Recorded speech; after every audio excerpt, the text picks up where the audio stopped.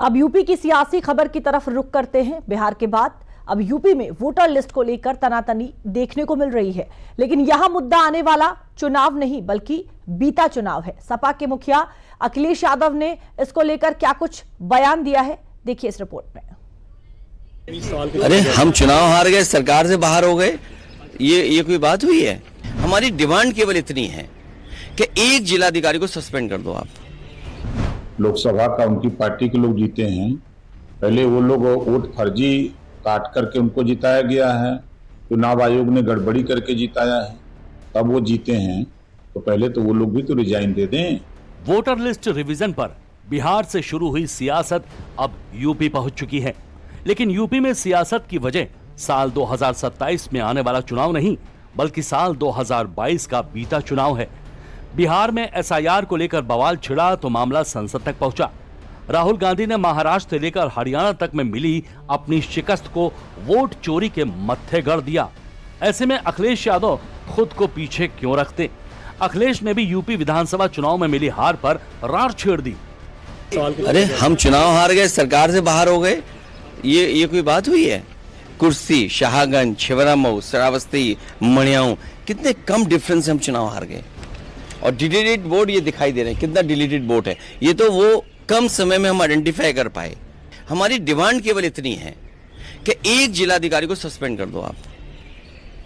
पूरे देश में एक भी वोट नहीं कटेगा।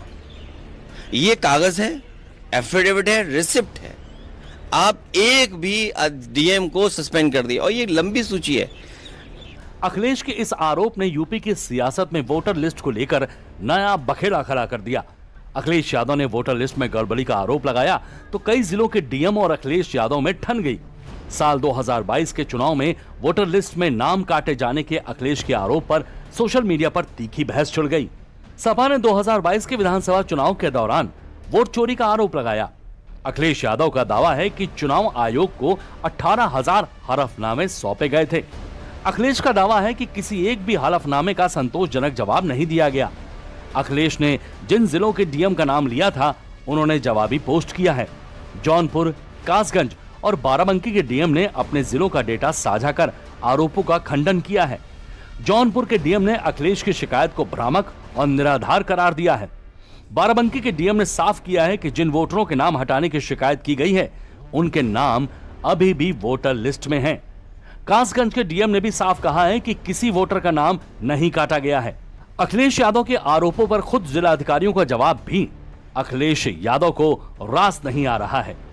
जिला अधिकारियों ने जब अखिलेश के ट्वीट को कोट करके सिलसिलेवार ढंग से जवाब दिया तो फिर अखिलेश यादव के पैरों तले जमीन खिसक गई।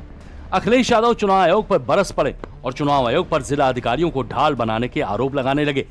अखिलेश ने ट्वीट करके लिखा कि जिला अधिकारी को आगे करके चुनाव आयोग बच नहीं सकता, इस मामले में गहन जांच पड़ताल हो। समाजवादी पार्टी द्वारा लगाए गए इस आरोप का जवाब सिर्फ जिला अधिकारियों तक सीमित नहीं रहा। यूपी सरकार में मंत्री ओपी राजभर ने अखिलेश यादव को उनके ही लगाए आरोपों से लपेट दिया, वो भी कायदे से।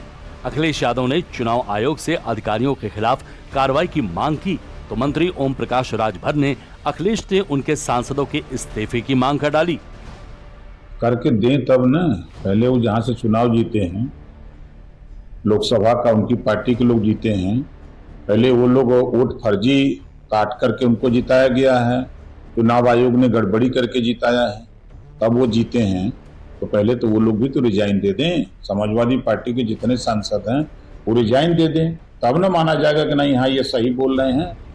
समय सीमा हलफनामा मांग रहा चुनाव आयोग तो दीजिए, ये पहले दें लिख करके, तब ना हलफनामा बनवा के दें, तब ना देवे नहीं करेंगे। क्या लगता है क्यों नहीं देंगे? नहीं देंगे ना, हम जानते हैं ना, सब झूठ बोलने के माहिर है, सच सुनने की आदत नहीं है।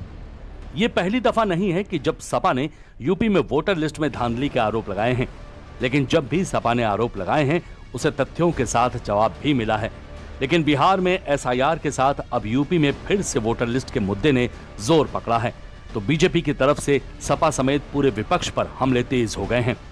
राहुल गांधी जी, श्री अखिलेश यादव जी, श्री तेजस्वी यादव जी, ये तीनों एक अराजकता के प्रतीक बन चुके हैं। संवैधानिक संस्थाओं की मर्यादा को तार तार करने का काम कर रहे हैं और तीनों संवैधानिक पद पर, एक देश के विपक्ष के नेता हैं, एक बिहार के विपक्ष के नेता हैं, एक पूर्व मुख्यमंत्री हैं और समाजवादी पार्टी के राष्ट्रीय अध्यक्ष और संसदीय दल के नेता।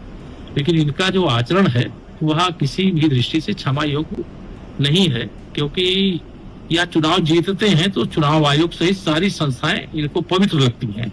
चुनाव जब हारते हैं तो इनको सब कुछ गड़बड़ लगता है और जनता यह सब देख रही है। इनको इतनी करारी सजा बिहार सहित देश की जनता देगी कि राजनीति में यह सब इतिहास के पन्ने में दर्ज हो। यूपी में वोटर लिस्ट पर छिड़ा सियासी घमासान फिलहाल सोशल मीडिया पोस्ट और बयानों तक ही है। ऐसे में यह भी देखना होगा कि इस विवाद का धरातल पर क्या असर पड़ता है। क्या अखिलेश यादव की मांग पर सच में कोई जांच होगी? और अगर ऐसा हुआ भी तो अधिकारी सभी आरोपों का जवाब देने के लिए तैयार हैं? ऐसे में सपा के सियासी मंसूबे पूरे होते दिखाई नहीं दे रहे हैं।